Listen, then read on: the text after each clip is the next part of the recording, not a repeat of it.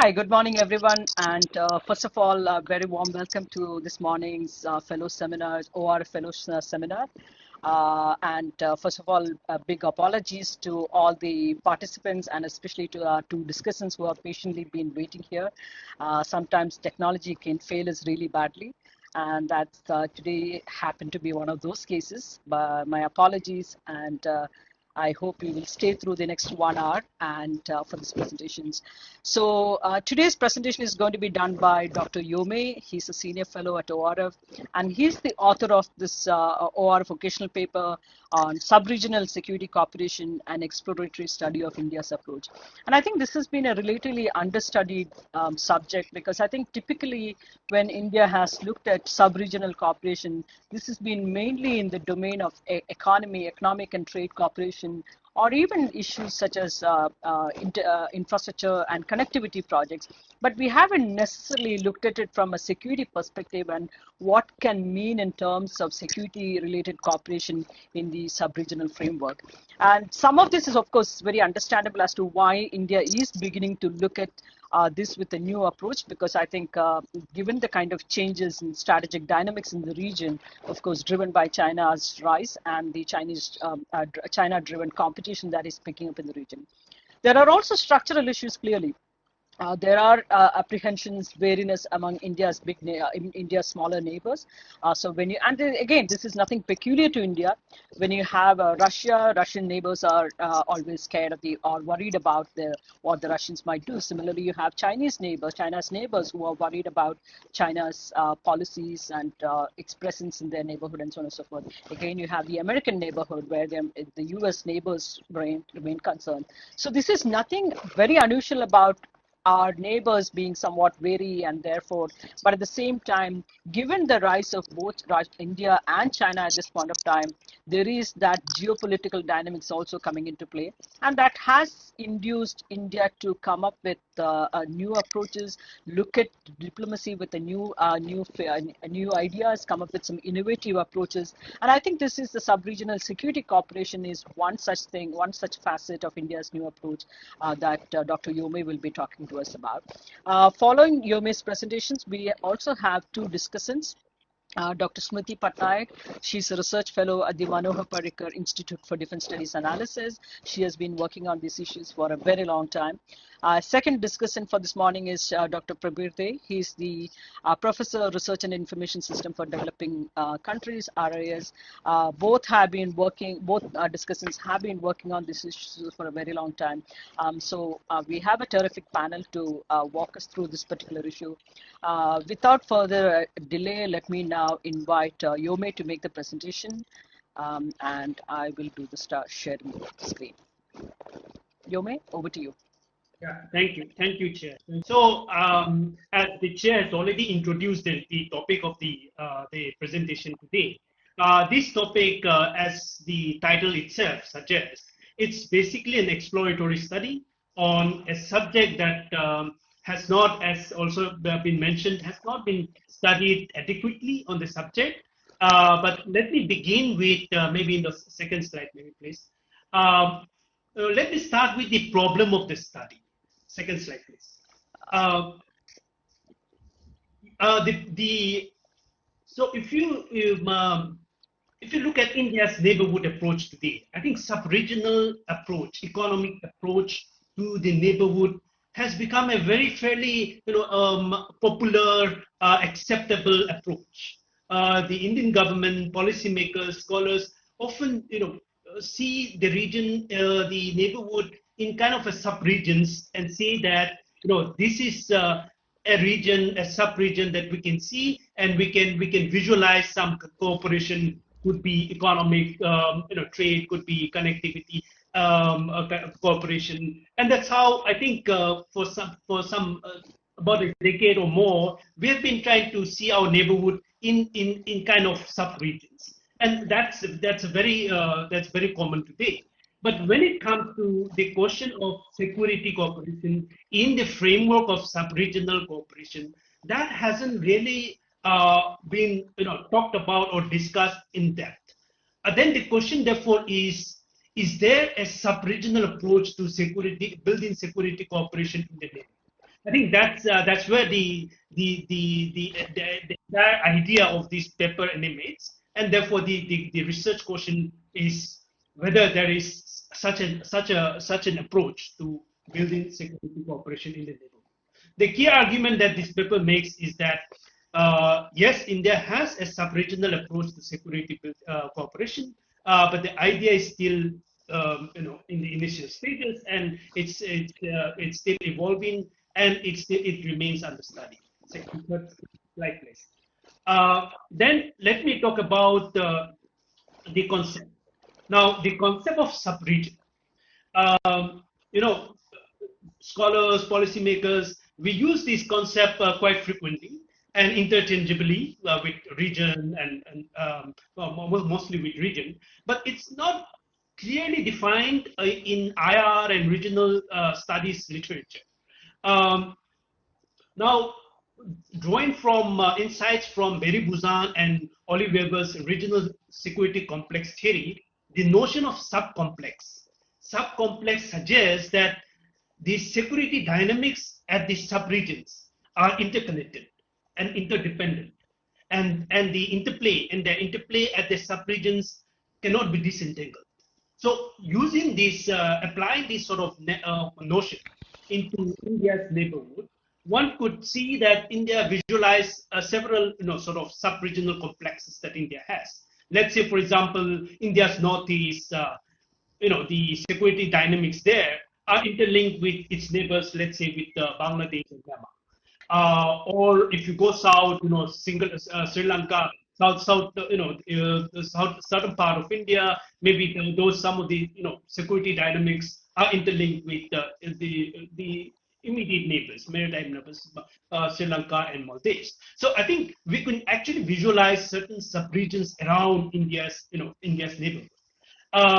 So the basic idea or definition that this paper has used to understand subregion or subregional is that it's a group of countries where now for India it could be part of its territory and a part of or a couple integrating or joining with a couple of two or three countries in the neighborhood to form these interconnected sort of sub-region where its security and development dynamics are interconnected. Here, I think the as far as security concept is concerned or security cooperation notion is concerned, I have used it in a very broader sense to include both traditional and non-traditional security cooperation. If you look at the evolution of this idea, I think we can trace it back to the 90s when the Milan exercise was conducted in 1995. This idea was basically a sub-regional idea. It involved four maritime neighbors of India: Singapore, Sri Lanka, Thailand and Indonesia. So it's basically it was a sub-regional idea initiative project. But of course, we know that it has evolved and it has become much bigger, much bigger, even today. But including beyond, countries beyond the neighborhood. So it has moved beyond the sub-regional, but I think initially the initial idea was surely a sub-regional idea. For this paper, I have picked up two case studies. One is BIMSTEC, and the other is the Trilateral Cooperation on Maritime Security, involving Sri Lanka, India, and Maldives. Now, the reason I have picked up these two is because these two they have already initiated high-level security dialogues mechanisms at in the National Security Advisors level. Secondly, if you look at the nature of their cooperation, again, both these two covers both security, traditional as well as non-traditional security issues. So those were the reasons why I picked up these two. While examining these two case studies, I was looking at two specific questions. The first question was whether we can consider these two groupings or these two security cooperation as sub-region. That was the first question that I was interested in. The second was, what was India's role what was India's role in forging this security cooperation involving these neighbors, involving these neighbors, involving these countries? So that was the second question that I was interested in. Next, please. Uh, as far as BIMSTEC is concerned, you know, um, as far as the first question is concerned about the sub-regional, sub-regional notion or the sub-regional dimension of the organization is concerned, the Bangkok Declaration, through which the sub-regional grouping came about, clearly stated that this is a sub-regional organization. It was created first to promote sub-regional cooperation, and the document, states in several instances uses the notion sub-regional or sub-region. So I think, and even today, the state organization calls itself as a sub-regional grouping. So I think there is already, this. It's one can argue that this is definitely a sub-regional grouping. As far as the second question or the second aspect of the study that we were interested was the role of India in terms of coming up with this moving towards security cooperation in the BIMSTEC. Now, for it was India that brought this idea of cooperation in the security sector in the BIMSTEC in 2000 when India brought up this terrorism, in the BIMSTEC agenda. Now, then of course we went on to build the or set up this, as I say, the NSA level, BIMSTEC security cooperation. Then going next slide. Then in as far as the trilateral cooperation on maritime security is concerned, involving, as I said, the three countries, India, Maldives, and Sri Lanka. As far as this first question was concerned, on whether whether we can consider this as a sub-regional cooperation, the grouping itself does not identify itself as a sub-regional organization or sub-regional grouping. However, both Sri Lanka and the Maldives are immediate maritime neighbors of India, and the definition that we have used to understand sub-region, which is that security dynamics are interconnected at the sub-regions. I think if we apply this in the context of this trilateral cooperation, I think one can argue that this is a sub-regional grouping, and therefore, from that perspective, for this paper, this trilateral cooperation is considered as a sub-regional or sub-regional cooperation in security. As far as India's role is concerned here, from all accounts, it was an Indian initiative. The trilateral cooperation on maritime security involving Sri Lanka and Maldives was certainly an Indian initiative. In fact, some scholars go to the extent of arguing that India was worried that its closest maritime neighbors, Sri Lanka and Maldives, would move closer to China, and that probably has prompted India to set up or build this trilateral security cooperation with these two countries. Actually, we can't see your slides. Can you? Ma'am, can you just check again whether the slides are on? Yeah, can you see it now? Yeah. Okay. Okay. Now, then of course, as far as the trilateral TCMS is concerned, we have seen in the third NSA level talks, dialogues, we saw the participation of countries like Mauritius and Seychelles as guest countries. So, and of course, the fourth NSA level meeting could not be held because of political instability in Maldives, and since then there has not been any NSA level talks as far as this grouping is concerned. Next slide, please. Now let me come to the preliminary findings of this study. Let me start with the first. I have a few points, and I'll finish these and conclude the presentation. The first finding that this study has come up is that there are two motivating factors, or two factors that are driving India's approach to sub-regional cooperation, security cooperation. To my mind, one is, of course, the compulsions of dealing with transnational security issues in the neighborhood. The fact that, as I say, these issues, these security issues are interconnected, are interdependent at the sub-regions. They need to look at from a holistic perspective to adopt an approach that takes into account not just the bilateral but also the sub-regional sort of view of an approach of looking at the issue.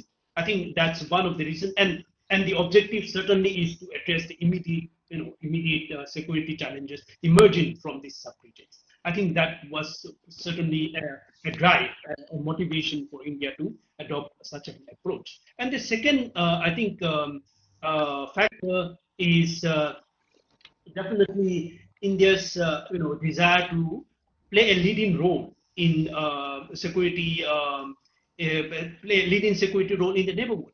I mean, what has been called the net security provider.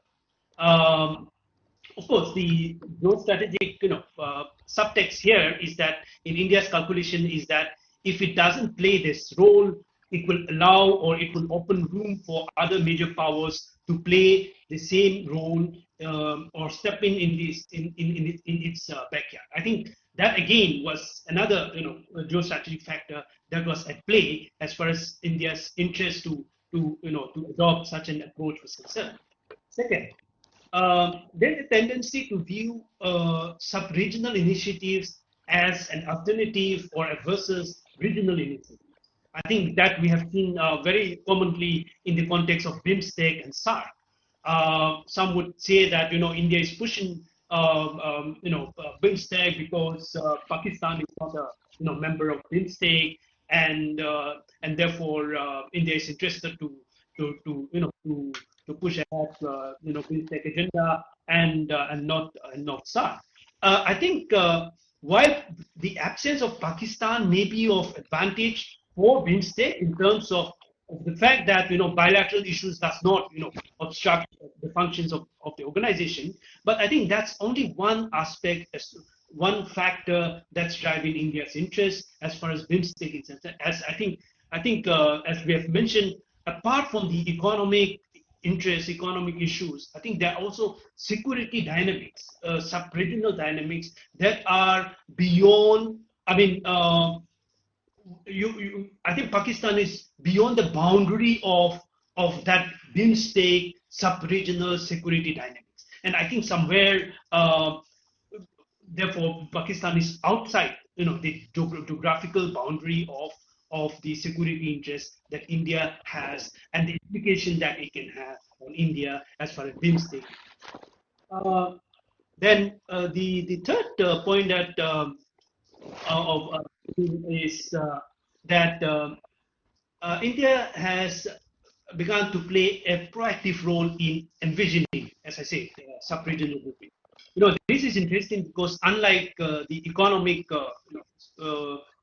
sub-regional cooperation, this cooperation, economic cooperation, India has not been very proactive, or India, the proposals or ideas of economic cooperation has not many of them have come from India. I mean, we take BIMSTEC. BIMSTEC was, the idea emerged from Thailand, from Bangkok. We take BCIM, it emerged from Yunnan province of China. I think, whereas economic sub-regional cooperations, the ideas or the proposals have come from somewhere else. You see that sub-regional security cooperation, India has been very proactive here as far as the approach is concerned. Next slide, please. Yeah. So again, the fourth point that point is that one could also see a continuity in policy. For instance, it was the NDA that brought the terrorism issue in the BIMSTEC agenda. Now, it was the UPA government that, further strengthened that or took that forward and finalized the BIMSTEC Convention on Counterterrorism. Then we also saw the NEC level, security dialogues, which was brought by the UPA government, was extended by the NDA government in the BIMSTEC format. So I think one could also see a continuity of policy as far as these sub-regional security cooperation is concerned. Then on the 5th, um, you know, the smaller countries tend to be more comfortable in cooperating as far as non-traditional security corporations are concerned, while they remain wary as far as traditional security corporations. I think a classic case is with Nepal. Nepal had no problem participating in the BIMSTEC disaster management exercise in 2017, but decided to stay out of the first BIMSTEC military exercise that was hosted by India. And if you look at the internal, political debates in Nepal during that period, I think it's quite evident that there were, uh, there are sections where people were, quarters, they were not, comfortable or willing to cooperate as far as security, hard military security concerned that involves India. Next slide, please.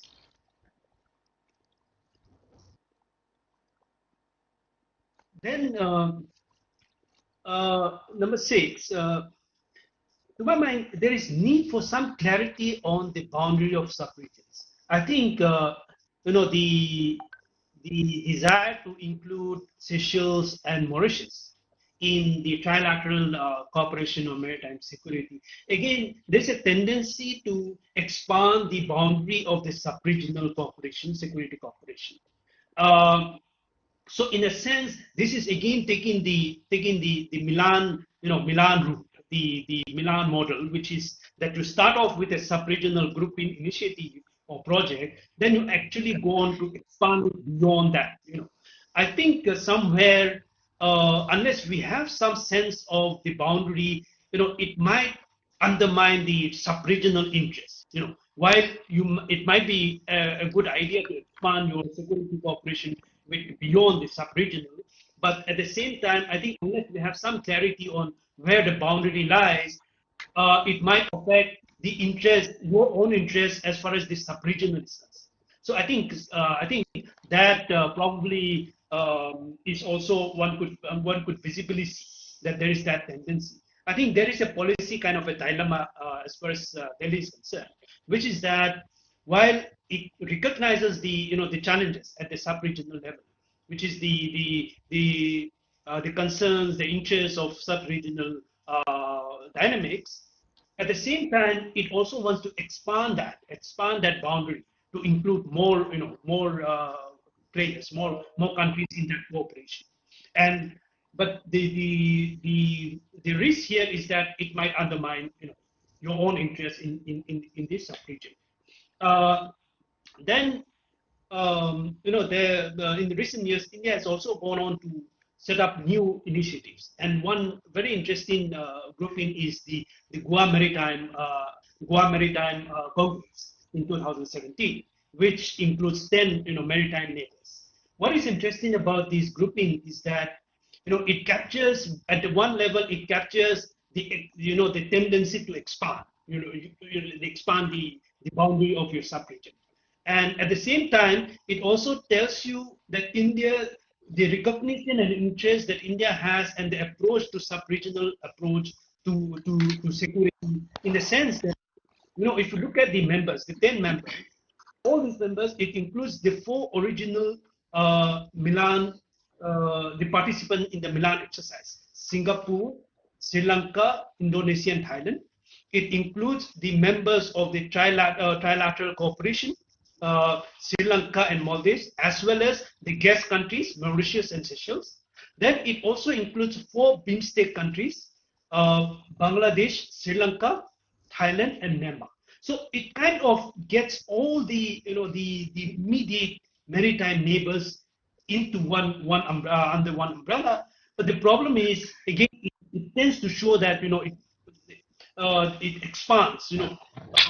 Both the Bay of Bengal, the Arabian Sea, the Indian Ocean. It kind of clump everything in one basket. So I think somewhere that dilemma is there.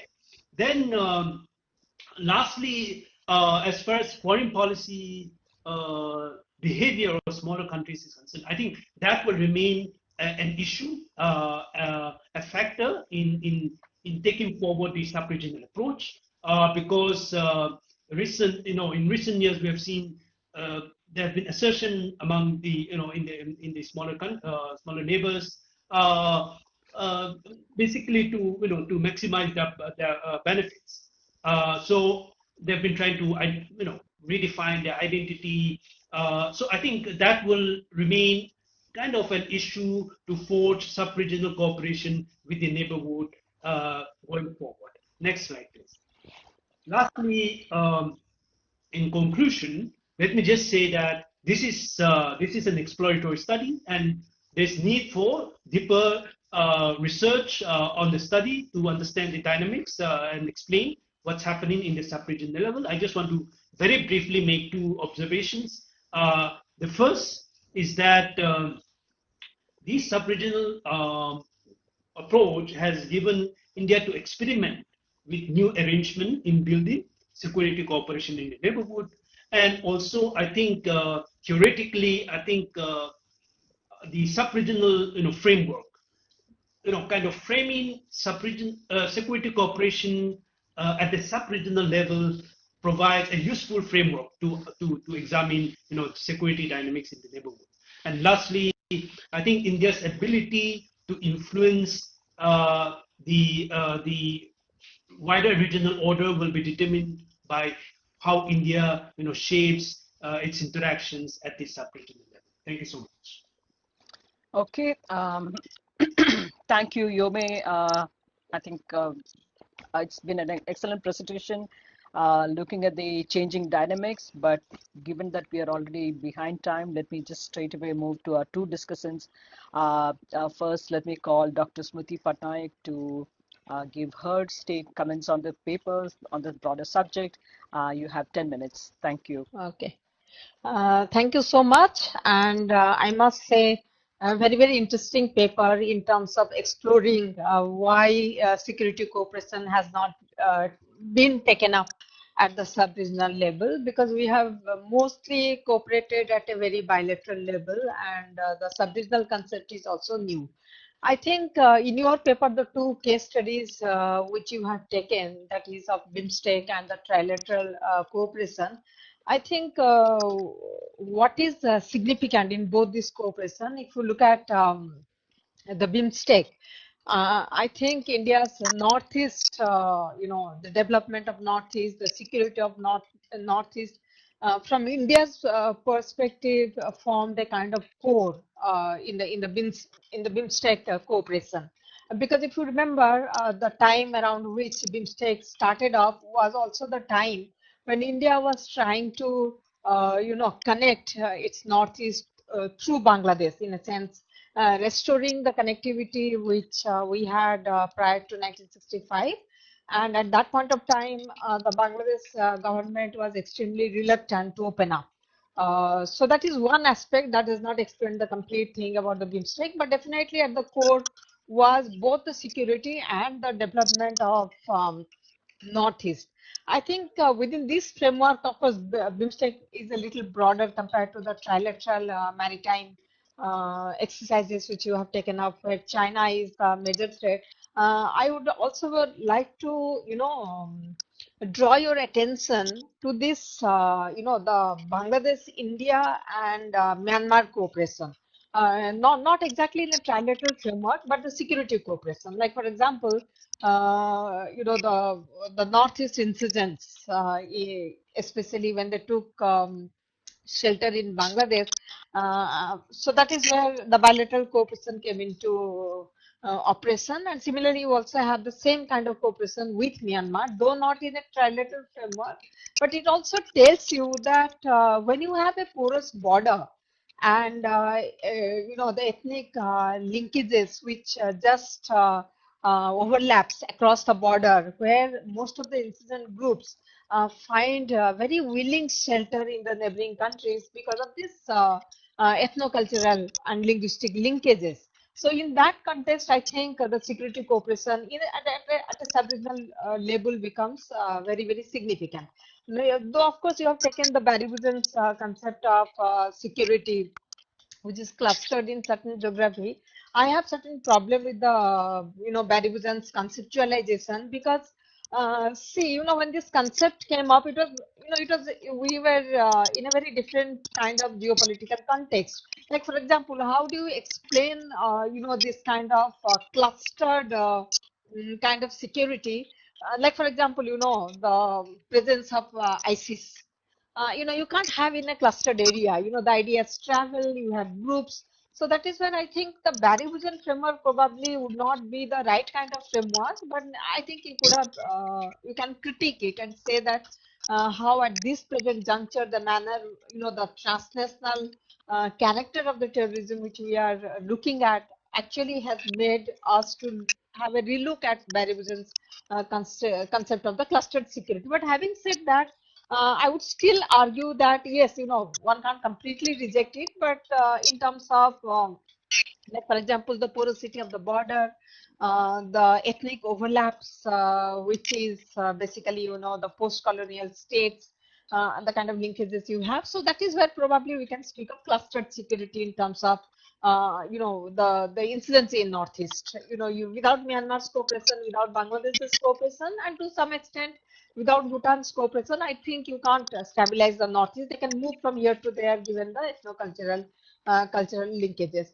And second issue will be when you're speaking of the security, why security cooperation has not been successful, or why the countries are not thinking about the security cooperation. As you have explained that in the post Cold War period, the non-traditional nature of the security gained much more attention, compared to the previous period. So the non-traditional security tells you that it is no more confined to the geographical territory of a particular country. So in spite of having the fifth largest army, or having all the military muscle, you will not be able to deal with the kind of security challenges which the countries are facing. So that is where I think this concept of cooperation security came into being. Like for example, earlier Bangladesh or Myanmar, they always used to think in terms of the military security. So now, not many countries are thinking in terms of the military security. It is significant, but the cooperation which you have put forward is much more in the realm of non-traditional security, and that one can say that whether it is a soft security or whether it's a positive security, as some people have defined it.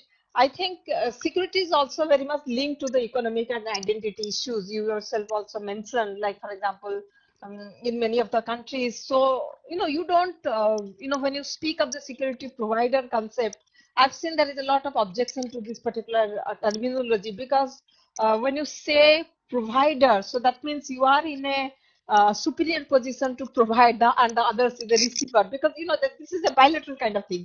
You provide and there is a reception, and so therefore there is a lot of objection to this particular kind of concept. I think probably, but still, in terms of, like for example, the drinking water problem which you faced in Maldives. India was the first one to send the drinking water, immediately reached. So in that context, probably I think we initially it is necessary to define how and what constitute security, and where one can cooperate much more. In the context of, like for example, the trilateral security cooperation which you have mentioned, I think that is where the China aspect was there, as you said, initially because of the internal trouble within Maldives. this security cooperation could not go ahead. But then again, it is much more within the framework of the HADR, where you have this kind of cooperation in the disaster relief sector. And probably you can also look into the security cooperation in the context of, like for example, a training, the military, providing training to the military officers. Because what India does, the small arms, like for example, the offshore patrol vehicle which India has provided both to Sri Lanka and Maldives, we don't provide for the maintenance. So maintenance cost itself is very, very huge. So perhaps in terms of the security, we can think of this, but not just training and providing this small, this small kind of military assistance, but also at the same time, I think India is somewhere need to take into account this aspect of maintenance of the equipment which it has supplied. Of course, the BIMSTEC in that context, I think is what I wanted to say. You spoke, of course, in the recent past, it has the framework of the military exercises. You had the NSA level meeting. I think probably 3 meetings have taken place, if I'm not mistaken. Then you also had, this BIMSTEC 1.5 security dialogue among the government-funded institute. This is something which is coming up at a track to level. But not only just Nepal did not attend the BIMSTEC military exercises, saying that it was not informed. Then it said that our army chief has just recently taken over, so therefore he could not participate. But Thailand also sent observer. Thailand also did not participate. So that actually tells you we are at a very nascent stage as far as security cooperation, in the sub-region, which is concerned. I think probably you can explore the BBIN framework, which is a new framework in terms of the security cooperation. Of course, we have a large-scale economic cooperation and connectivity and the energy cooperation.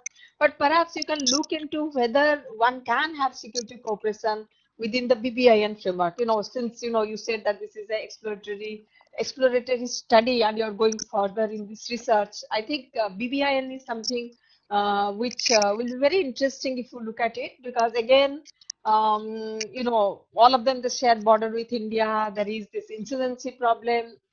There is this porosity of the border. So whether you can look into the security within that framework. But having said that, I'm sure Dr. Prabir De is going to throw much more light because here we are speaking of terrorism, drug trafficking, and human trafficking kind of issues within the security framework. But can this security be divorced from the economic framework of security? Because I don't think you can look into the security per se just as security, because without the economic framework, this non-traditional security framework, I don't think will work much. And perhaps that is where India is speaking of opening up the Northeast Vision 2020 and those kind of issues. So probably you can look into that when you are doing further research on the issue. I just end here. Thank you so much. Thank you, Dr. Pattanaik. And now let me invite the second discussant, Dr. Prabir. Before that, let me also leave. I think we might have just about enough time to do one round of Q&A. So please feel free to drop your questions under the Q&A box here on the app. Thank you so much. And over to you, Dr. Prabir. Thank you very much for the presentation, Dr. Yhome, and it has your paper, OR vocational paper 271. That's in my front of my computer. So, Subregional Security Cooperation and Exploratory Study of India's Approach.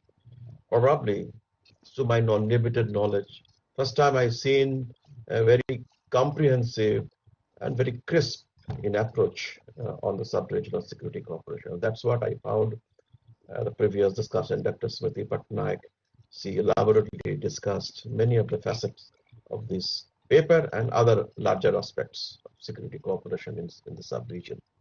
Now the paper has been published, and I go with mainly with my views. If you like to do a next fetch, or if there you are planning to bring out another versions in somewhere. First of all, I have 7 points to take, and I can mail it to you later if you want. One is the definitional aspects, so purely geographical, to tell you, what's the definition, sub-region, region, area, zone, node, network. It is, so this is something one should not be very confined to a particular geography or the notion or the definition. So I think, there is a good section, and to this presentation you talked about the definition. Since track one initiatives like BIMSTEC or TCMS or SARC or ASEAN, several others, since they start with this kind of definitional issue, we get into it.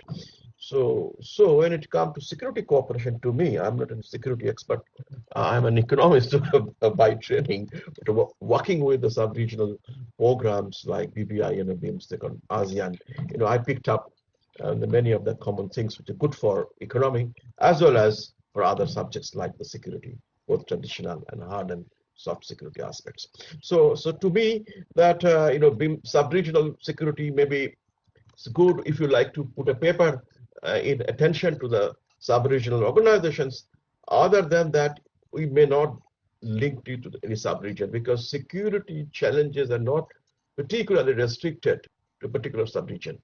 And you yourself has written inside, that when it is coming to non-traditional security threats, drug trafficking, human trafficking, cyber security, etc., they are not particularly restricted to the region that you looked at it.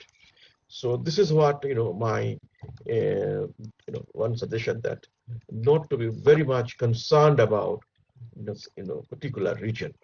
Second, that you rightly brought in that several approaches you have, which theoretical construct, which in your paper that you have been followed, but then when you come to dealing with the very practical challenges that we see in the BIMSTEC or any other region, for example, maritime security, cooperation, others. So there we found that sometimes, sub-regional security, which is basically coming from a particular country specific, but it has a strong spillover to a region or sub-region. So you yourself indicated, and previous speaker gave us many examples in the case of Maldives, when there are crises happened, or in Sri Lanka, or in Bangladesh. So security challenge, country specific, going into a sub-region, you may have to deal it, somewhere in your paper, that those are just not specific to a particular country. It has sub-regional or a regional challenge. So what should be an India's approach to it? Because you have argued in the paper, India to be a net security provider, India has to play or may play a strong role in the security architecture in the sub-region, which you mentioned.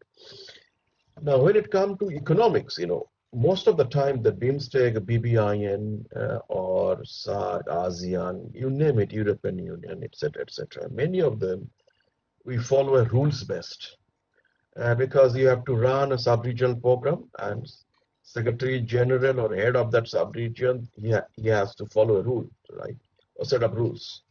So, and I found that when it comes to rules arrangement, there is somehow the security aspects, trade aspects, and those are basically defined as not always the security, but as non-traditional security, like the disaster management, or sometimes some other areas where we are having no security threats. So those are very much given a shape to a rule. For example, the BIMSTEC this year, I think one month back, the BIMSTEC member countries, they agreed to a BIMSTEC charter. But maybe you may like to bring a footnote in your, out of 71 footnotes that you have used, that is a charter, how much they have devoted to the security. That's part, I think that part you might like to when if you like to revise. So maybe you need to look at it. So my point of argument is that rules-based, when the sub-regional cooperation, they move, always good for promoting the trade, connectivity, investment, economic relations, or culture and other areas. But on the security front, they might, sometimes they don't be very much explicit in making the rules for members. And you know the reasons, because these are contentious issues, and many countries they may not like to discuss the rules for security when it comes to is a sub-regional or multi-regional. So this is where your paper might give some directions. Now, the last point is we have seen that which comes in my mind, that a security arrangement might give kind of a food for thought for an economics as well. And BIMSTEC started in 1997, and we completed 20 years. Initially, this is driven through a common approach and the common challenges. Bay of Bengal and Thai and India joint initiative, 5 countries, then expanded to 7. But gradually, out of the 14 areas presently they have, and in some countries they are discussing to reduce the numbers, but split it nicely among the 7 members. These are all initially was basically to talk about economics. Security, as you rightly said, added much later. 2000 was the first. They introduced kind of a dialogue, and then went into a maritime, full level discussion like NSL level and many other very, very deep arrangements or discussion or dialogue in the BIMSTEC countries. So traditionally it is an economics, then security comes. But I think there is this, kind of a lethargy, kind of fatigue in trade and things, and the reason. So countries in 2016 in the BIMSTEC, and you rightly said the Goa retreat, from in India and other member countries, they took a decision that let's give some rest to economics agenda and we give more to connectivity, security, and other common challenges. So that's what the rise of security architecture in the BIMSTEC thereafter. So this part kindly mention maybe in when you are building a literature for others to follow. Kindly mention it, properly and adequately. So BIMSTEC, SAARC, or others, ASEAN, BBIN, they go for a common challenge which are non-security, but later on security, takes over some space. But now see the things have changed, at least at this time, or a cross-section of the current moment, which is we see the Quad. Presently a security architecture, but there is a discussion, and I've seen several articles coming up that how to translate this common security arrangement into an economics. So maybe a food for thought or extension of your paper, that unlike others, this time maybe we can look at the security arrangement like Quad, can it land into full-fledged economic arrangements. And I think ORF, Professor Pant, he wrote a few days back an op-ed, and a very useful op-ed in Hindustan Times on that line, giving an indication, but not explicitly what I'm talking about. But there is a line of thinking I can read out from his, not just this op-ed, but many op-eds which I read, and also other scholars from the ORF as well. Lastly, the BIMSTEC, TCMS, IONS, ASEAN, or between India and ASEAN, there are many security arrangements, of course, but there are also overlaps, like a trade. In the trade, we see, spaghetti ball kind of approach. There's the fatigue that we do not need to follow up. Today, newspaper indicates that whatever the trade facilitation arrangement that member countries, they have agreed, signed, ratified, Schedule A, B, C categories. India, which is reported in the media, by the way, I'm quoting from the media, not to be, it's my purely personal view. Today's newspaper indicates that India thinks that let's don't join in WTO on non-binding mode. Basically, look at more a non-binding kind of thing. If you need to look for a security arrangement, hard security or a soft security, if it is kind of anything seriousness is required, binding is, that might help you, to beamstick. For example, Dr. Yhome, in your paper and others, we have signed two agreements ratified, but not yet implemented. One is on the both of the softwares, soft security aspects, non-traditional security aspects, drug trafficking, etc., etc. So this is where I think there are also gaps, and if you do a second version, maybe you can explore this. And to conclude, that I congratulate you and for coming up with another piece of useful paper. I rate this paper very high. You know why? I tell my, those who follow my papers, and when you meet, slightly lighter moment, how do you rate a research? It's purely individual, but to me, you have a very one-pager, crisp introduction, then very strong discussion in between the text, and then you have a very crisp conclusion, takeaways, very nice, and then the seriousness of your paper, the richness indicates you have 71 footnotes. So that means that really you had you spent a good time in writing this paper. So thank you very much, and I'm sure many scholar practitioners will get benefit out of it. Thank you very much. Thank you, Dr. Prabir. I think that was very comprehensive set of comments. And I'm sure authors are always looking for how others find the paper useful and so on and so forth. So I think it's been terrific to both the discussants, Dr. Pattanaik and Dr. Bey. I think we have just about 5-6 minutes for Q&A. So let me take up the one question that's available here. Question from Hunar Kular. The author has noted Busan's work and used it to argue for sub-regional security, saying security concerns do not travel well over distances, seeking clarification on whether that argument holds true given the global war on terror and Quad. So Yhome, would you like to take that up on first? Sure. Yeah, before I answer that, let me also thank the discussants. Very useful perspectives, the ideas, and surely I'll try to incorporate them in my future papers when I publish and work on similar issues. Coming back to on the question, and I think the discussants both have also alluded to the fact that security cannot be clustered in certain geography. I agree, and I completely, accept the argument that yes, security cannot be, confined to a certain geography. But again, Dr. Pattanaik has mentioned, there are issues I think that are specific to a sub-region.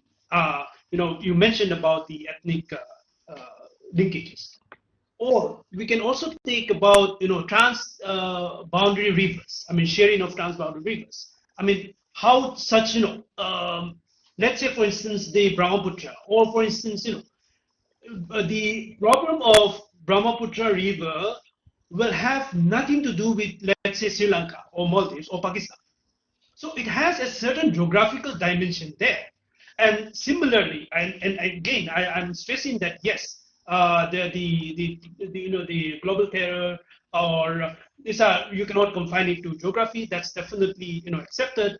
But there are, I think, certain aspects that we would still need to look at, because the problem is that if we look at things from that framework, from the security framework, that nothing can be no specific security issue can be clustered in a place, then probably we are also kind of making it more complex, in the sense that we are adding that a security issue to different other security issues, which probably can be fragmented or can be looked at from a different angle also. So that's where I'm coming in the sense that there are, yes, let's say for instance the fishing problem between India and Sri Lanka, or between Sri Lanka and Maldives. I think these are again very, very specific to that countries. You will not have any problem of such issues, which again, as I said in the beginning, I'm looking at the security cooperation in a wider sense, to not just the traditional but also the non-traditional. And probably what I'm saying is more appealing to the non-security, security issues that I'm talking about. So from that framework, I think as we reconceptualize, security, regional security or national security, we have all these critical security approaches today. I mean, human security paradigm. I think somewhere if we reconceptualize security and try to bring in, probably my sense is that sub-regional approach, sub-regional level, in a sense, bridge these two together. There's strong state-centric security and the human security paradigm. I think somewhere if we are trying to reconceptualize security and bridge them somewhere, I think we see sub-regional bringing in, probably bring these two together. That's where I'm trying to. No, I'm not saying that that's something that is certain, but somewhere we can look at sub-regional from that perspective also. Okay, thank you, Yhome. And I think we also have reached the timing in terms of just 1 hour. And given this that we do this now on virtual platforms, I think we are bound so much by these limitations. And but it's been an interesting discussion. I want to thank Yhome for providing us with the opportunity to get into this subject in slightly more detail, and of course the two discussants, Dr. Pattanaik and Dr. De, for their comments, both on the broader subject as well as on the paper. So we will continue with this conversation more in the future. I want to thank all three of you and also all the participants who have joined us this morning. And thank you so much, and stay safe and take care. Thank you. Bye. Thank you. Thank you. Thanks.